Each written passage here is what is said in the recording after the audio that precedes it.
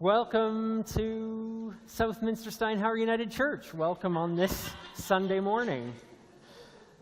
We're a fantastic summer-looking group this morning on this beautiful day. So why don't we acknowledge who we are and the fact that we're here to be this community for this morning. This spiritual community who works hard to make a space for all, who works hard to be a community of caring, of compassion, who works hard to be a community who thinks deeply and acts justly. We are that community for this morning. We look different than last week. We'll look different than next week. This is the community we are right now, and we rejoice in that, and we celebrate that. So whether we're here in this room to look each other in the eye, or whether we join us online via our YouTube videos, we are this community for today. As we gather, let's acknowledge that sometimes we need that transition time. For some of us, we use the travel time in the car to get to where we're going, to kind of focus ourselves. Sometimes that's not possible. Sometimes we use the time before we start to sit here and center ourselves. But it's good to have some time to just transition from where we've been to where we are, from getting here to being here. And let's use this song now as a way that we can do that. If we're able, let's all sing this together.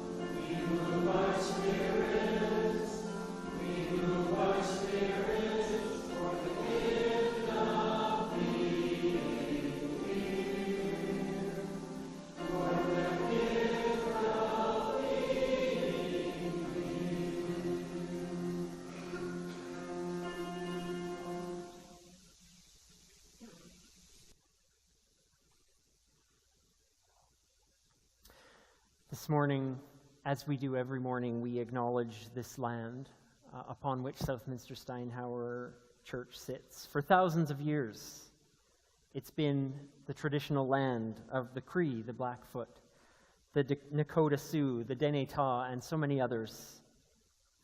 Today, this place is still the home to many Indigenous people from across Turtle Island, and we're grateful to have the opportunity to live and to work, to play, to make our home on this land.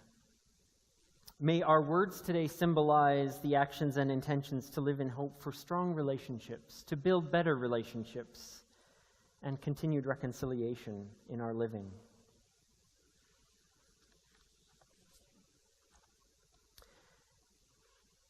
Could we share together words that gather us, that center us? If you would respond with the yellow text. In the midst of days that are full, earning, doing, cooking, driving, waiting, buying, and the countless other things that drive our time, here we are. We have squeezed ourselves into this morning where we bring together diverse hopes, to have a moment to open ourselves to the sacred within, to step out of isolation and into community, to experience ideas and living examples that might break our own cycles and patterns of living, to be encouraged to live in ways that reflect the values of a timeless tradition of spirit seekers, see with eyes of possibility for life together in this world, to imagine, to act justly together, rehearse the care, compassion, love, and forgiveness that we've seen in Jesus, in spiritual leaders the world over, in times past and present. May glimpses of the fullness of life abound while we ever live toward it. Amen.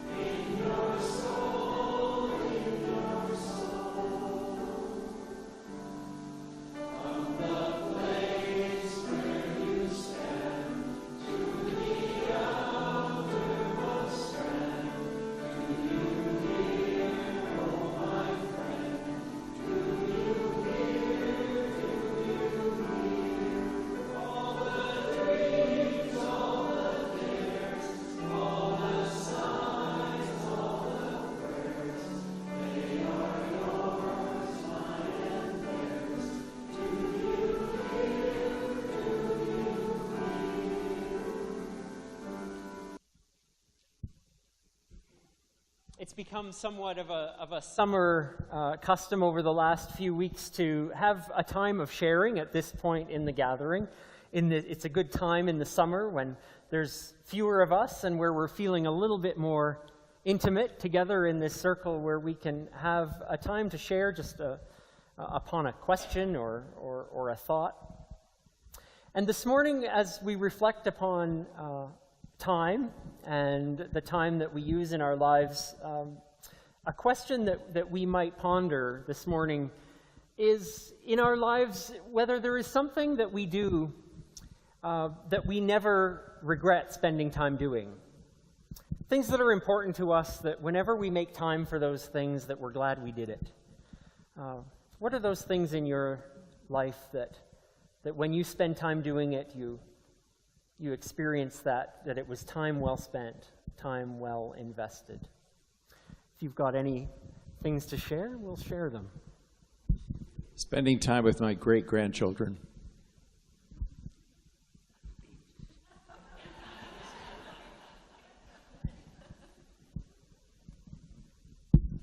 Baking and cooking. As the recipient of those, I can agree it's time well spent. Playing board games with grandchildren who are very competitive. Sitting at the edge of water, whether it's be sea, river, or lake. Whenever there is water that is pent up, whether it be in the creek on our farm or the ice jams on our street, clearing the water so that it can run freely. Feeding the birds. Are you going to sing a song about that? The birds. Okay, I won't sing that song. Going to BC on vacation.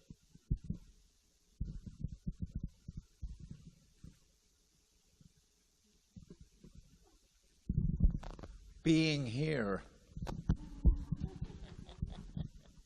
Gardening.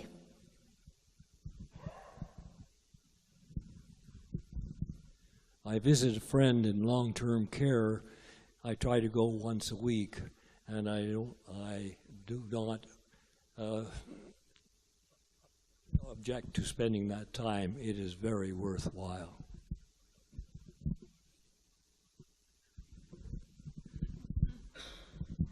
Being there for my mother right now, who has become dependent, and never regretting that. At the end of the day, I feel it's been a good day.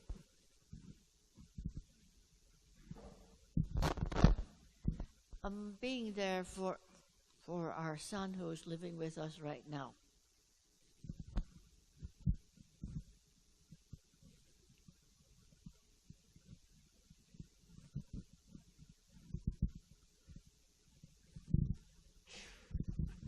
Going out for coffee and conversation with friends.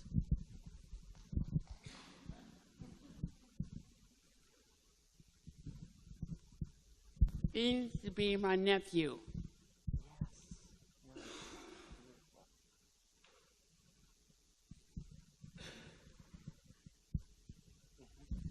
Practicing the piano, and I appreciate everyone's patience as I get through my nerves.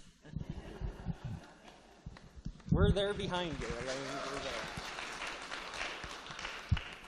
And on a similar note, it reminds me that whenever we have a spare bit of moment on the weekends at our house, me and my kids will get in the music room and just play with one another. And sometimes that goes on for an hour or two, and I never regret that ever. These things, how we all have different senses of where we spend our time, and a lot of people, as someone spoke, were saying, oh yes, agreeing, it resonating with us. But we also have our own unique ways that are ways we spend our time that are valuable, and we honor those and we reflect on those as we have the gift of music to enter this time of meditation.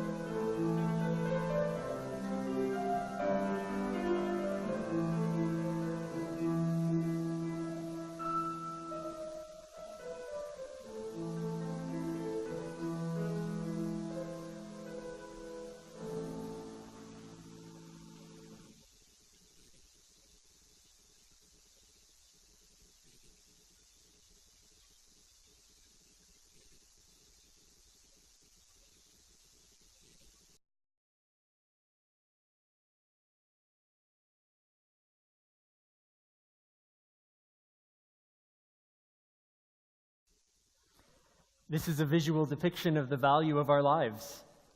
May we find wisdom for our living.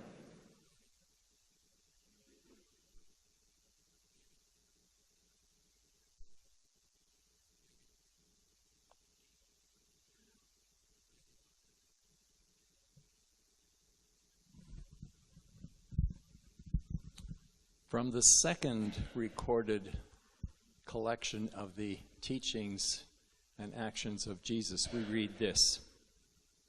There was once a man who was going on a trip who called his servants and turned his valuables over to them.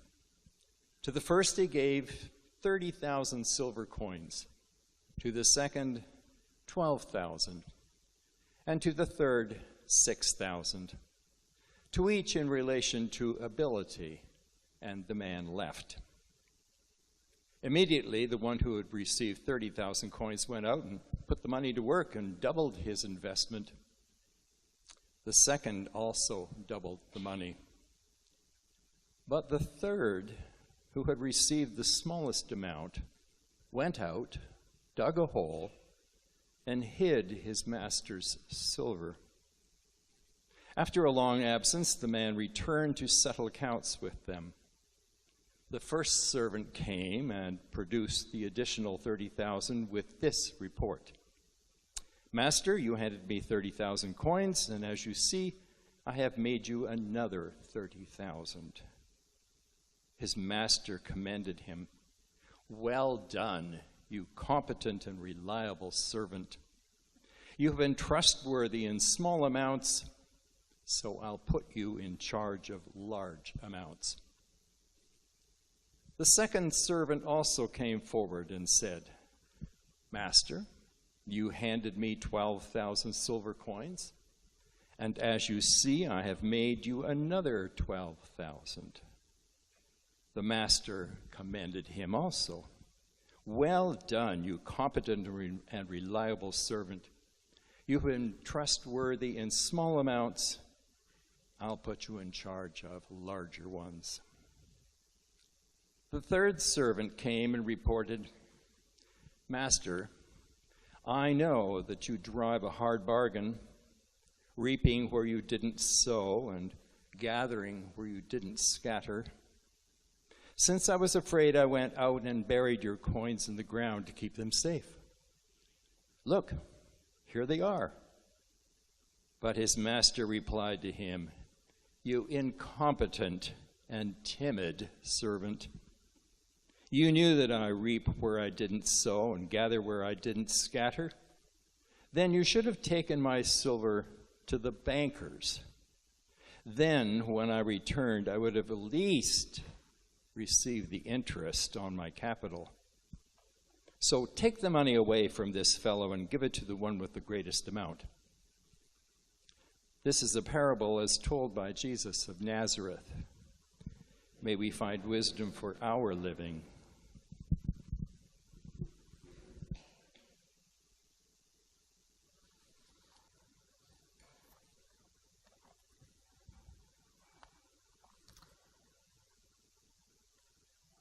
I'm sure you've noticed how fast time goes by.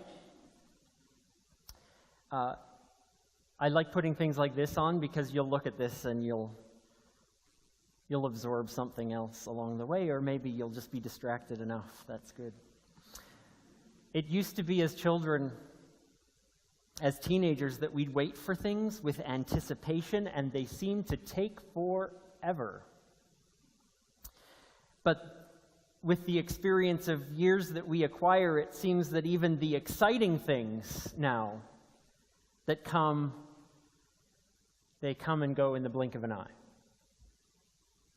And when we notice that happening, when we notice how fast life is passing, when things are going at record speed, I have a tendency to think that it's a sign that perhaps we're not noticing. A subtle message to our spirits, our minds, our bodies, ourselves, that we're in need of a pause, in need of reflection. We're in need of stopping. This guy, Walter Brueggemann, who's a huge name in the study of Hebrew Scripture, and it's not often that a Hebrew Scripture theologian will be poetic and eloquent, but in Walter Brueggemann's case, it does happen. And in a piece he wrote called The Liturgy of Abundance, he writes this: At the very beginning of the Bible, there's a story of creation that is a song in praise of abundance and generosity. In all the diversity of creation this story lists, as a refrain it keeps saying, "It is good. It is good. It is very good."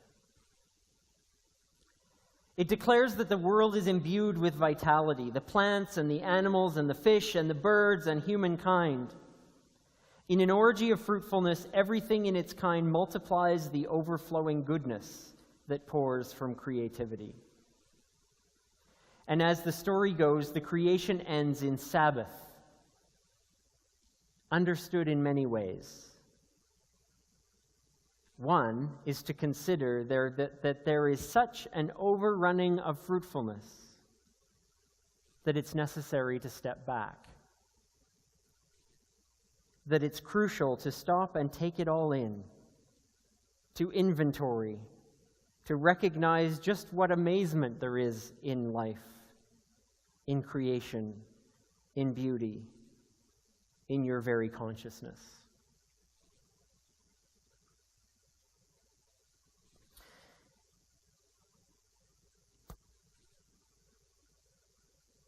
Walter Brueggemann is alluding to an old Hebrew tradition that taught that the Sabbath day comes from the idea of rest after all of this creativity of all that is. And that we honor that, and our spiritual ancestors in the Hebrew tradition honored that with the day of Sabbath. Of course, much later, the Christian tradition riffed on that idea and shifted that day to Sunday as the day to celebrate Easter.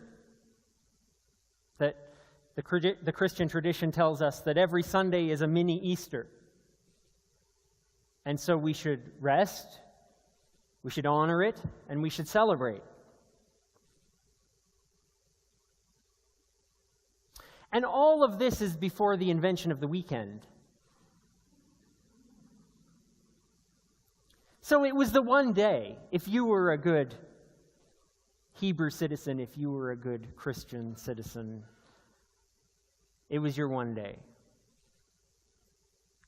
If you were a worker, if you were anything but the most elite and wealthy, it was the one day when you could rest from what was without a doubt hard manual labor. It doesn't have quite the same impact now that we have a 5-day work week. But to learn from the roots of our tradition, these days were not just rest from work. They were not just work Monday to Friday so that we could live for Saturday and Sunday. Bound in these traditions were not just to take the day off and to rest, but it was the tradition of doing something different with those days. That day of rest is to contemplate our living so that it doesn't just slip away in relentless flipping of days. That day of rest was to stop, to pause, to consider, to step out of the routine so as not to die to its unyielding nature. If the video we watched points out anything, it's the sheer volume of time that we use doing ordinary things. I think sleep is the most obvious one when we recognize how much we sleep. But even those things like how much time we shop for groceries and prepare our food, and how much time we spend grooming and sitting in the bathroom, it really does illustrate in a very visual way for us the opportunities we have to make the time that we do have mean something to our living, to our loving, to our world, to our legacy. I think the point is this: our time is our greatest resource. It doesn't matter how much we have, it's our greatest resource, from which everything else comes, really. I mean, it's our time that gives us the ability to work and to earn. It's our time that allows us to help, to offer service to others, to volunteer, to give our time to our passions.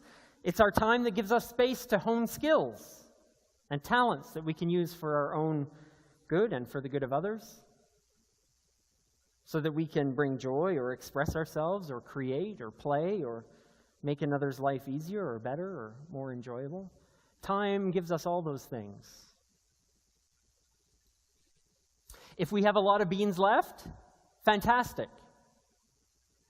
We have each one to make a decision around their use. If we have fewer beans left, and we never know, do we, regardless of our age, then we have today to make a decision about today. The great gift of time is that it brings things very close to home. We don't need to have the luxury of a pain-free and problem-free existence to be able to contemplate those things. In fact, nobody has those things.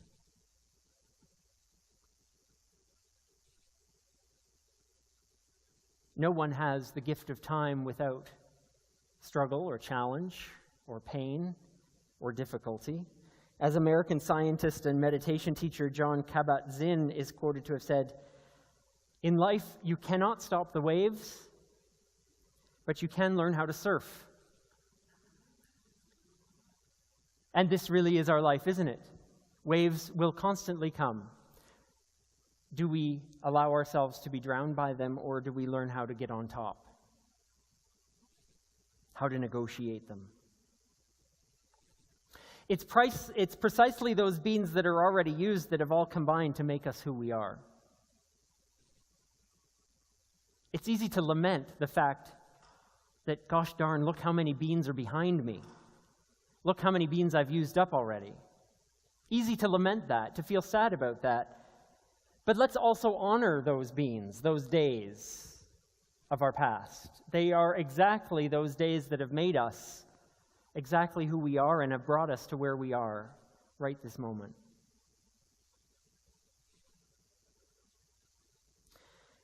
We use our time to better know ourselves, raw and unencumbered, ourselves with the necessary strength to live as we desire. And it reminds me of this old Hasidic story. It's a story about a bridge. It goes like this. There was once a poor man who lived in the city of Prague. One night he dreamt that he should journey to Vienna. There, at the base of a bridge leading to the king's palace, he would find a buried treasure. Night after night, this dream recurred, until, not being able to stand it anymore, he left his home and he traveled to Vienna. The bridge, though, as it did lead to the king's palace, was heavily guarded.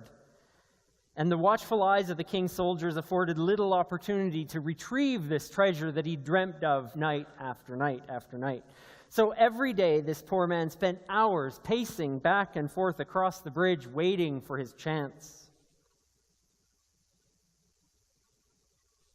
After 2 weeks' time, it's hard not to be noticed by the king's guards, and they grabbed him by the lapels of his coat and demanded, "What are you plotting? Why do you keep returning to this place day after day?" Frustrated and anxious, he blurted out the story of his dream. When he finished, the soldier who had been biting his lip broke into uncontrollable laughter. He stopped laughing long enough to say, "What a foolish man you are, believing in dreams. Why, if I let my life be guided by that silliness, I'd be well on my way to the city of Prague. For just last night I dreamt that a poor man in that city has buried in his cellar a treasure which awaits discovery." The man was released, and before he could say any more, was escorted out of the city. The man returned home, dug in his cellar, and found the fortune.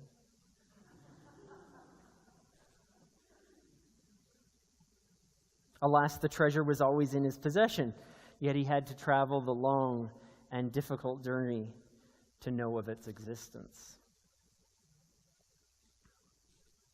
The gift of ourselves, the journey we're all on to discover this person that's at our heart, To live from there, to speak from there, to act from there, to dwell there, is the first act of being caretakers of our time. Finding the gift that lies buried right at home. To care for who we are, to come into fuller awareness of who we are, without all the extras that attempt to define us, the costumes, the masks, the possessions, the job, the work. Stripped of it all, though, is when we recognize ourselves. And that's the first act of caring for our time, because we're offered a glimpse into the gift that's been there all along. The gift of investing ourselves in what truly matters. There's that other story that Charles read for us, and in a similar way, it speaks to this gift. That old parable of the servants who are given vast sums of money to invest while their master is away.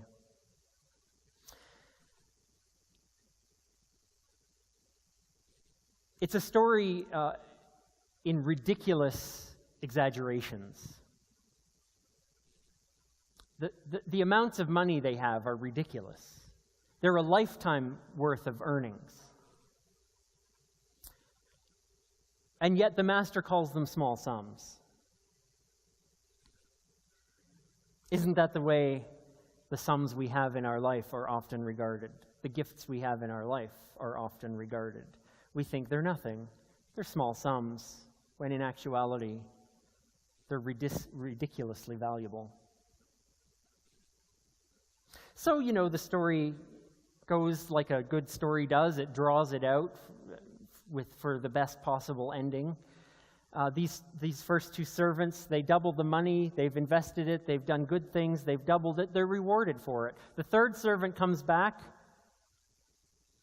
admits that he was afraid of what his master might say, so he buried that treasure in the ground. And that surprising climax has the master being incredibly disappointed and taking even what he had and giving it to the one who has everything.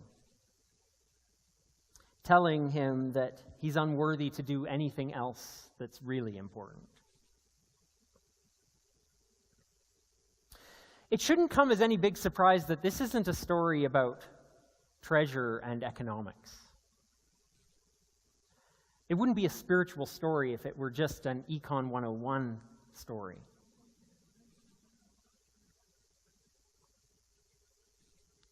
This is a story that cuts right at the heart of our being. How do we make use of what we have? How do we invest not just our money, but our time and our energy and our love and our compassion? How do we invest our work and our play and our words? How do we invest our actions? How do we invest our very lives? Do we utilize them? At worst, do we sit on them and wait on them and bury them? At best, do we try to make use of them in some way? This story, this video, all of this together, they demand that we recognize who we are as an individual, asking who we are spiritually, economically, socially, in every way. They ask us to bring exactly who we are to a world that needs us. In areas of economics, justice, mercy, love, forgiveness, in all other ways that we can make that happen. Who are we? Today, who are we? How will we act? What will we do today?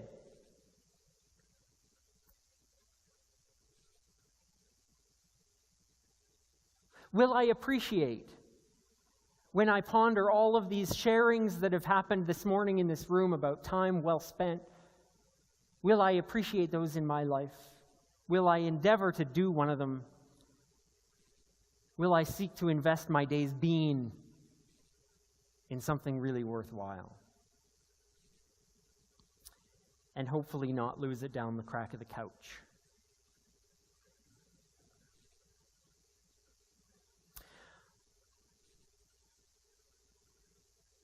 There's no such thing as perfect. I find myself using that word an awful lot, perfect. That's great, that's perfect, thank you. There is no such thing as perfect, really. In the middle of a life that's messy and complicated, and whose life isn't messy and complicated? In fact, most of the people sitting around us right now don't know exactly how messy and complicated our life really is. No one knows that but us.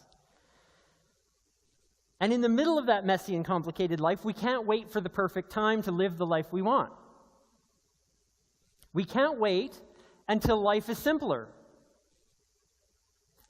It never will be. And we'll wait until it's too late. We can't wait until we have more money. Because just when we have more money, we'll have more things to spend it on. We'll have more demands. And we'll wait until it's too late. The best advice when we were pregnant with our first child and young, and saying to a very respected and beautiful friend that we had, "We are not ready for this," she said to us, "Oh, Chris, no one is. It doesn't matter. No one's ready. You're never ready." The vow of the spiritual journey is to do the best we can with what we have. To invest what we have so that it creates a life worthy of our highest humanity. That's the story of the investments, of the three investors. What are you going to do with what you have? To invest what we have so that it creates a life worthy of our highest humanity. And why wouldn't we use our time to be a part of that? Why wouldn't the work that we do for a living be a part of that? Why wouldn't the honoring of who we've become and the beauty of ourselves be a part of that? Why wouldn't the time we spend as volunteers and leaders in the community be a part of that? Why wouldn't the way we share our story and our legacy with a new generation and the way our life concludes be a part of that? Why wouldn't where we spend our money and the stories that our household budgets tell be a part of that? Why wouldn't the quality of our love and our closest relationships be a part of that? Investing what we have so that it creates a life worthy of our highest humanity. Oh my gosh, that inspires difficult decisions. May not be ready for any of it, but we acknowledge how challenging it is when we jump in. All we can do is not be mesmerized by time. All we can do is continually utilize who we are, every part of who we are, to care for this gift we've all been given. One more being. May our time be our greatest resource as we find the treasure of each day, and when we find that it lies right here within us. And may we live into each day of it as we give the world the gift of our truest selves. May we work with each other to make it so in so many ways.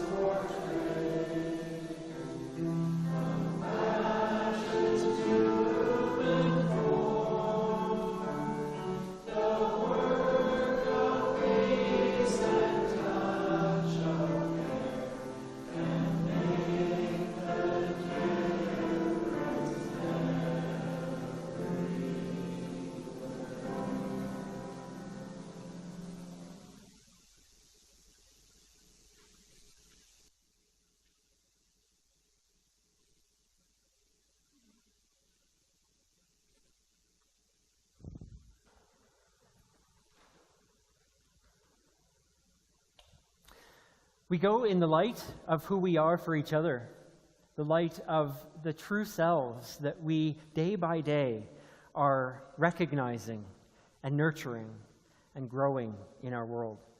May the light go with us, and may the strength of who we are together be our strength as we go.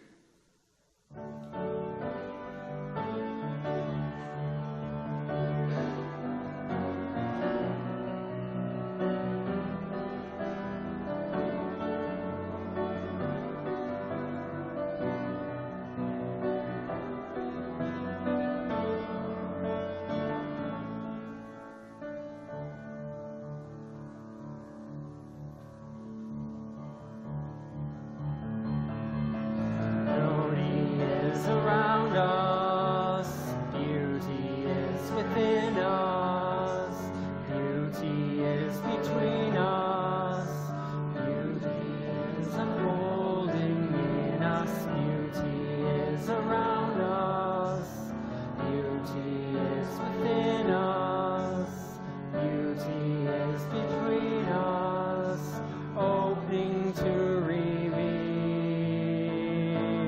life's sacredness, life's sacredness, revealed in the wonder, revealed in the earth, revealed in the quest for love.